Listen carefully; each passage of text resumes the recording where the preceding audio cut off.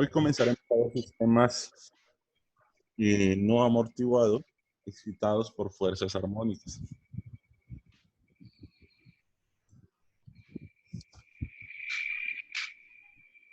Estos sistemas, toda la discretización y todo lo que es la demostración de las expresiones se encuentra en la diapositiva número 14. Ahí pueden estudiarlo más a fondo. Actualmente, por tiempo, lo que vamos a ver es, por ejemplo, ver lo que es la solución. En nuestro caso vamos a tener una solución que se va a dividir en x de t más xp de t. Esta es una solución particular y una solución homogénea. Y vamos a ver ciertos fenómenos o ciertos elementos que se tienen que estudiar cuando consideramos la acción de una fuerza temporal externa. Uno de los fenómenos tiene que ver con el tipo de fuerza excitadora que se va a emplear. En este caso vamos a usar una fuerza P por el seno de omega sub 0 por el tiempo. Donde omega sub 0 para nosotros será la frecuencia con que se mueve la fuerza externa.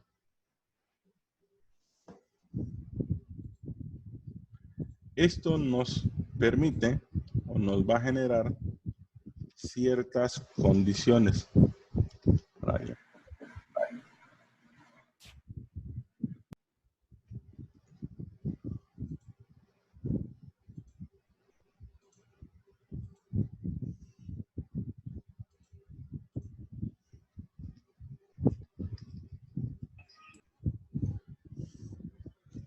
Esas condiciones tienen que ver mucho con la fuerza excitada.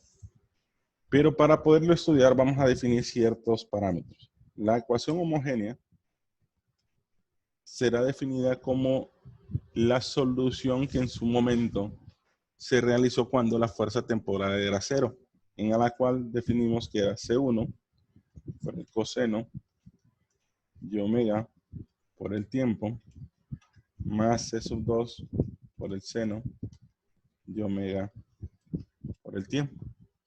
C1 y C2 siguen dependiendo de las condiciones iniciales, pero la condición inicial es x de t, es decir, xh de t más xp de t.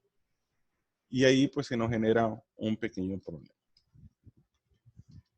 La solución particular, si la fuerza excitadora es de esta manera, va a ser igual a P sobre K equivalente por un factor B que lo denominaremos factor de amplificación dinámica.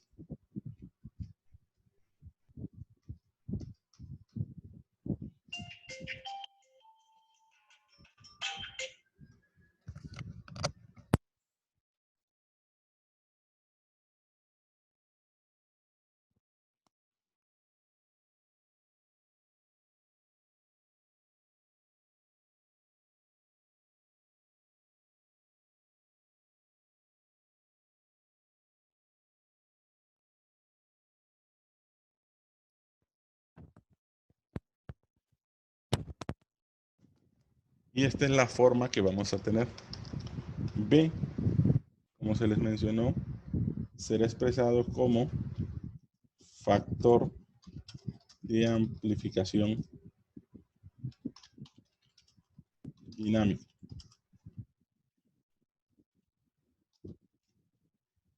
Ese factor será expresado para este tipo de caso como 1 sobre 1 menos R al cuadrado, donde R se denomina como relación de frecuencias y va a ser igual a omega sub 0 sobre mi valor de omega.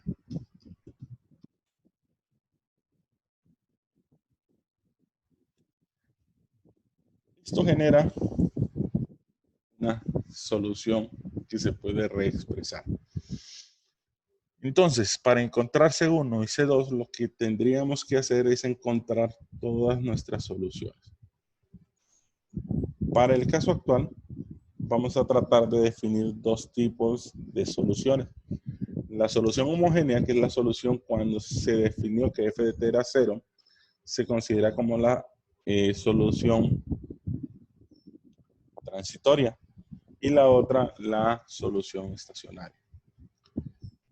Todo esto genera una pequeña posible indefinición de la expresión que se da cuando omega sub 0 es igual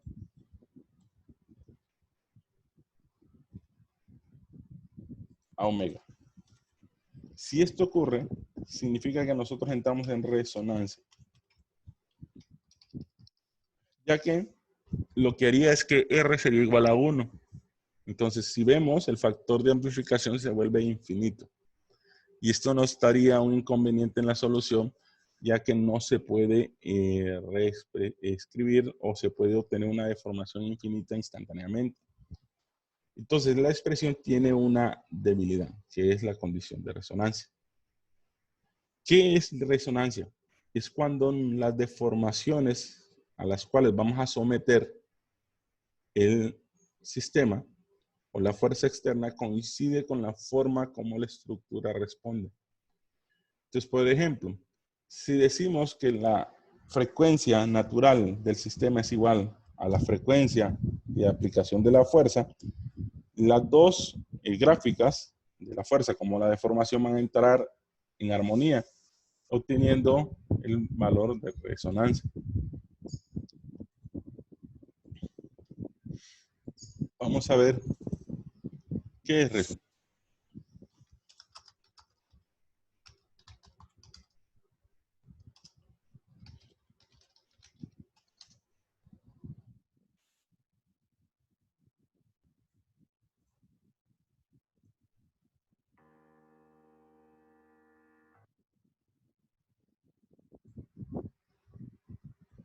Vamos a darle, la información está proveniente del canal que tenemos aquí, el cual trata de visualizar el efecto de la frecuencia. Y vamos a tratar de ir observando el video que tenemos.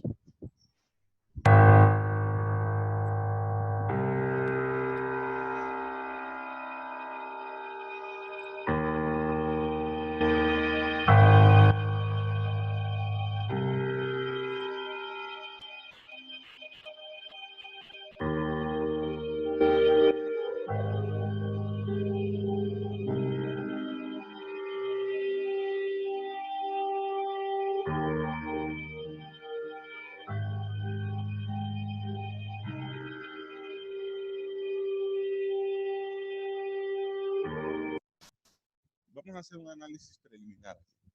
Si nosotros vemos, tenemos tres tipos de estructura. Una estructura corta, una intermedia y una alta.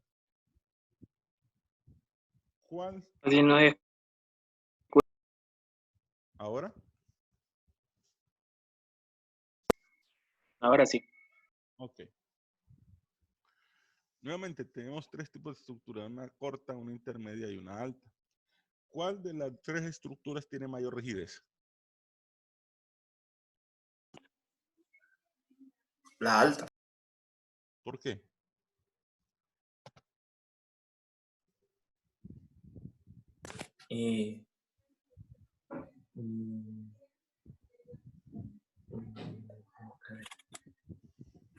La altura afecta lo que es la rigidez.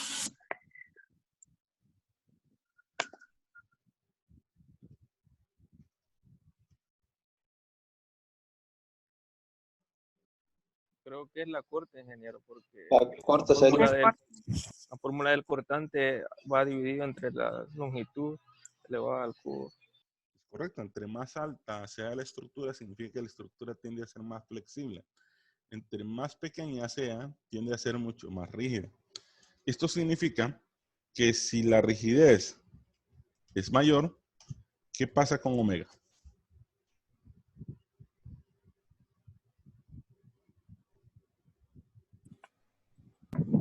Disminuye.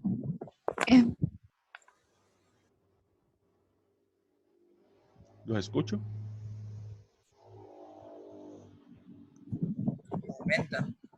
Es correcto. Entonces significa que omega es mayor. ¿Qué pasa con el periodo? Disminuye. El periodo disminuye, el periodo es menor. ¿Y con la frecuencia? Aumenta. Aumenta, correcto. Entonces, dicho otra expresión, significa que la estructura grande va a ser susceptible a frecuencias bajas, ¿correcto? Y la estructura pequeña va a ser susceptible a frecuencias altas. Entonces, cuando la persona que realizó el video haga la vibración en la mesa, las primeras frecuencias van a empezar a afectar enormemente a la estructura alta. A medida vaya aumentando la frecuencia, las estructuras se van a ir afectando, van a ser las que son más rígidas, la cual vamos a ver a continuación.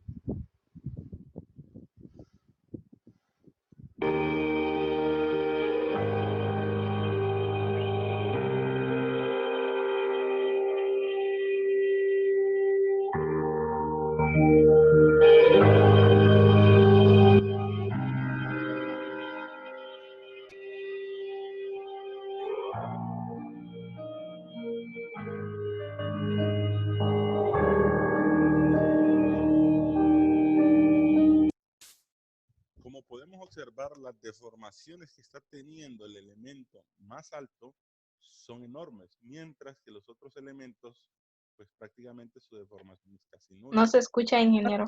Ingeniero. Ahora, No. déjame ver.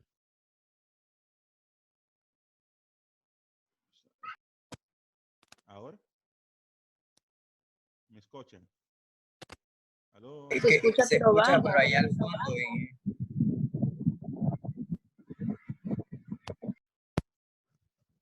¿Me copian ahora?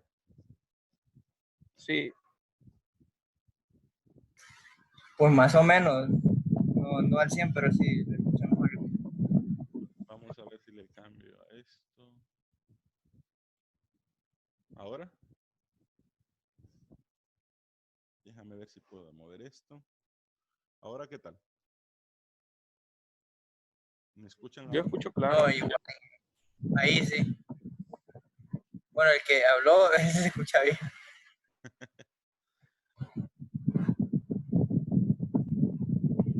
Vamos a abrir esto. Vamos a ver. ¿Ahora? Sí, ahora sí. Ahora sí se escucha. Sí, ahí sí. Ok. Con frecuencias bajas lo que pasa es que la estructura más alta obtiene deformaciones mucho más grandes, como se puede apreciar en la primera estructura a mano derecha. Las otras estructuras prácticamente la deformación es casi nada. Entonces, ¿qué significa? Que cuando nuestra frecuencia de vibración a la estructura se acerca a la frecuencia natural de la estructura, lo que vamos a tener son grandes deformaciones. Entonces, eso se conoce como efecto de resonancia, que lo podemos ver ahorita cuando la mesa de vibración obtenía una frecuencia de 4 Hz. Y vean las deformaciones.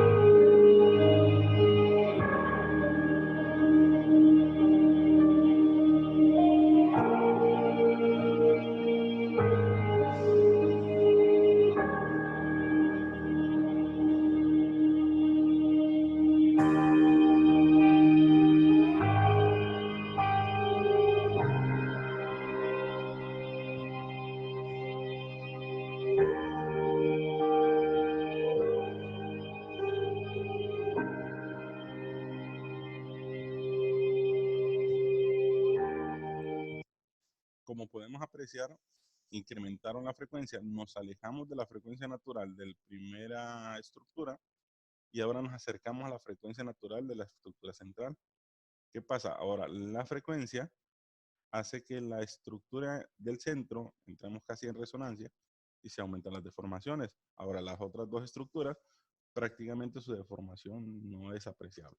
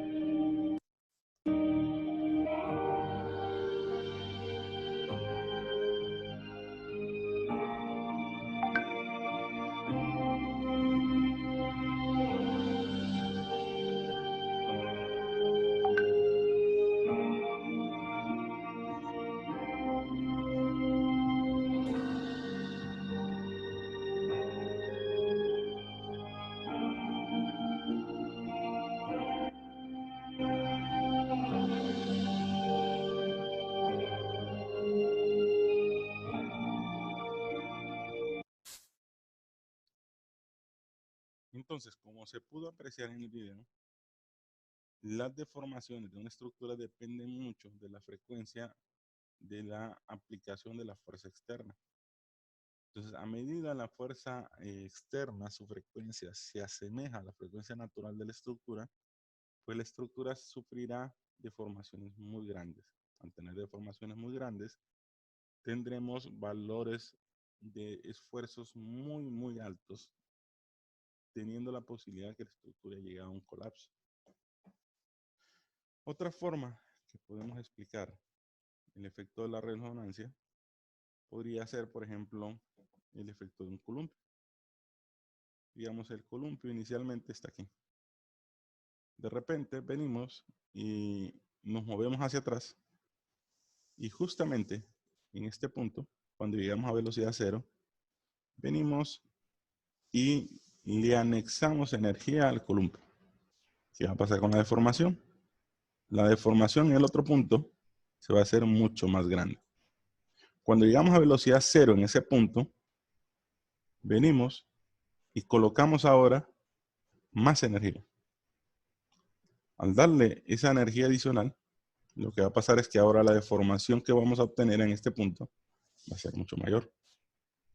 Luego en este punto venimos y volvemos a colocar energía. Entonces, por ende, cuando llegamos al otro lado, la deformación sigue siendo mucho más alta. Luego, en este punto anexamos más energía y nuevamente vuelve a crecer la deformación. Es un ejemplo que lo pueden hacer con una hamaca, con un columpio. Y aquí la cantidad de deformación depende de hasta donde la persona quiere o puede darle suficiente energía sin sentirse aterrada porque se va a caer. En teoría, si se logra dar la suficiente energía, prácticamente podríamos dar la vuelta completa. ¿Y qué estamos haciendo? Estamos haciendo que, físicamente hablando, la fuerza coincida con la frecuencia con que se mueve el columpio. Y al hacerlo de esa manera, las deformaciones crecen exponencialmente. ¿Tienen alguna duda? Ingeniero, Dime. yo tenía una duda sobre el video, porque cuando se llegó a la frecuencia natural del segundo, que era de 6.5 Hz, la primera dejó de moverse a la derecha. ¿Y por qué Porque cuando se llegó a la última, sí se movían las otras dos anteriores? Se movían poco, pero se movían. técnicamente las deformaciones tienen que ver mucho con la frecuencia. Lamentablemente en el 2009 sucedió un evento sísmico aquí en Honduras en el cual llegamos a un temblor de escala 7. ¿Qué pasó con este temblor? El temblor vino y sacudió a Honduras como nunca se había sacudido antes. Yo tuve la oportunidad de ver ciertos fenómenos a lo largo del país. Entonces, por mucho que uno quiera diseñar, uno va a diseñar para una carga sísmica específica.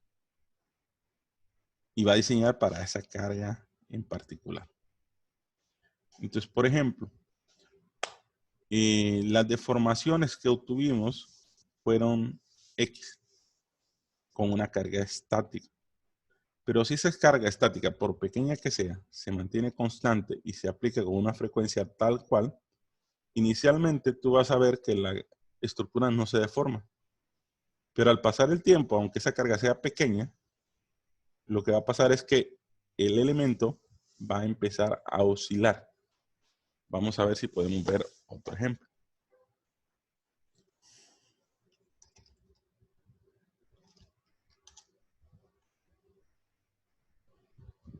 Vamos a ver. Sí, aquí está. Quizá entre otras cosas, el puente de Tacoma fue la más Voy a borrarles esto.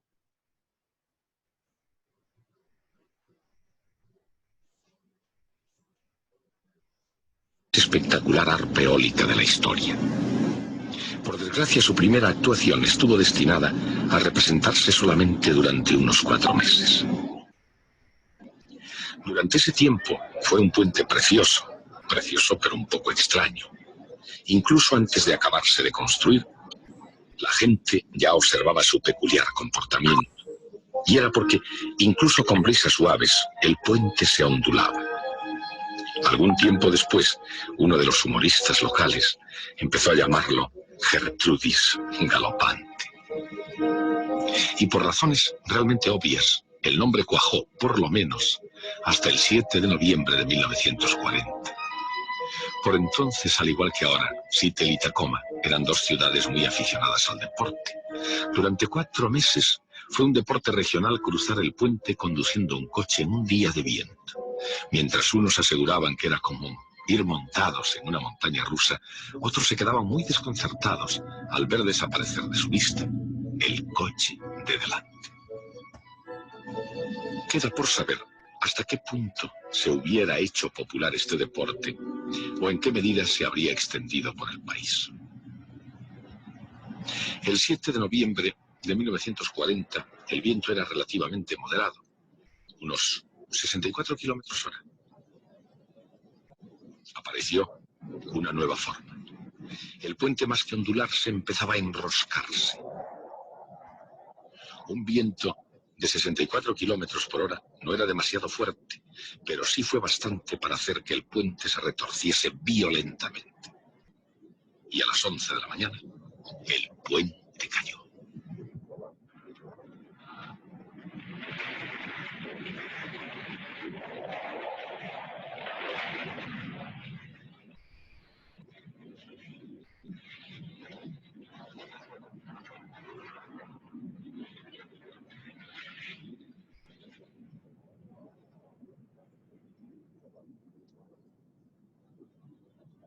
Los investigadores estaban perplejos.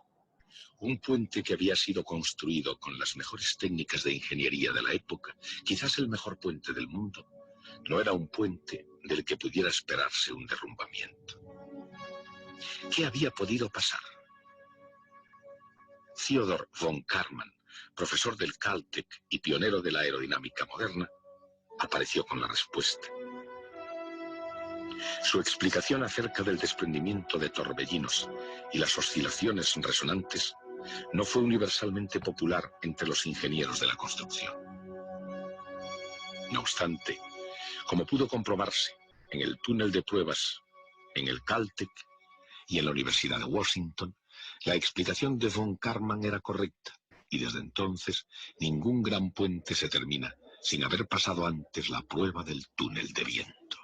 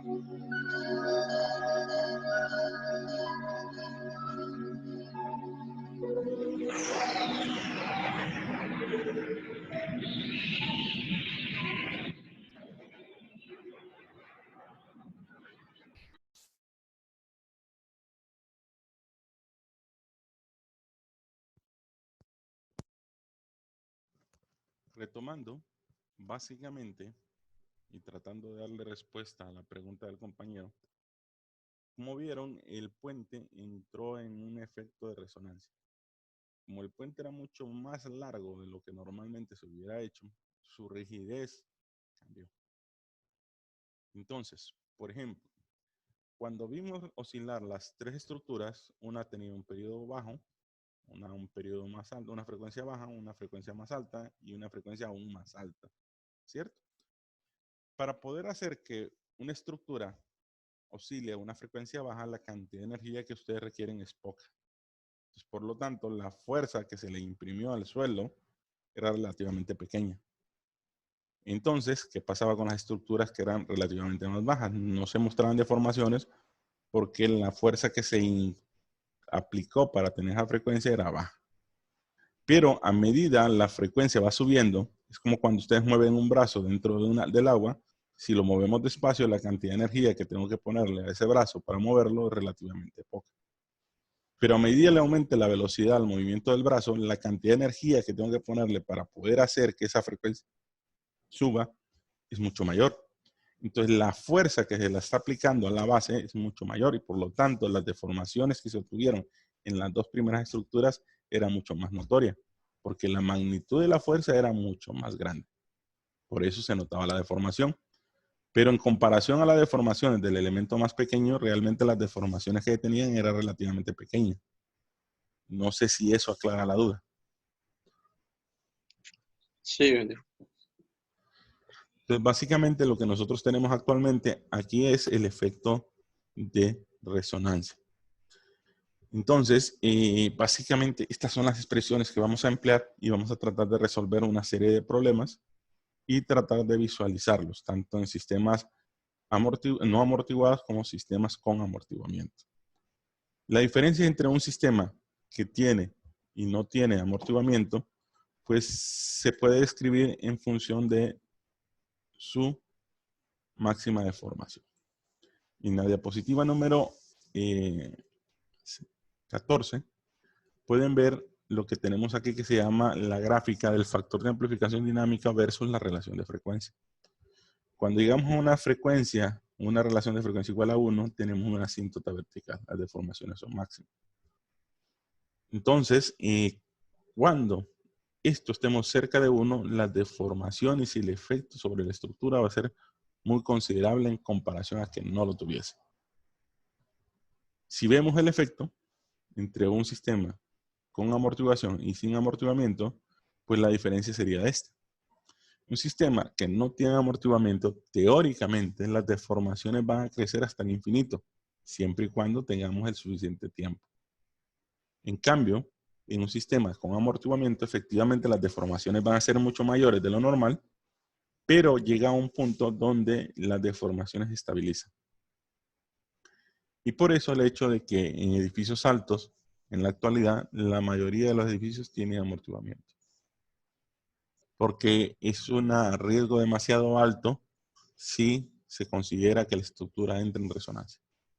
Si eso pasa, literalmente, por mucho que ustedes hayan esforzado en dar un buen resultado en su diseño, pues los daños en dicha estructura van a ser graves. ¿Tienen alguna duda?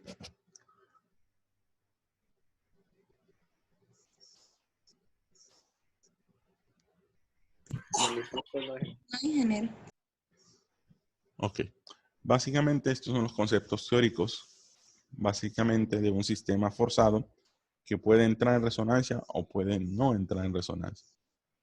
Lamentablemente solo nos quedan 20 minutos y no me ajusta el tiempo para poder dar un ejemplo completo, por lo cual el día de hoy llegaremos hasta aquí. El viernes es 1 de mayo, no sé si van a querer clase.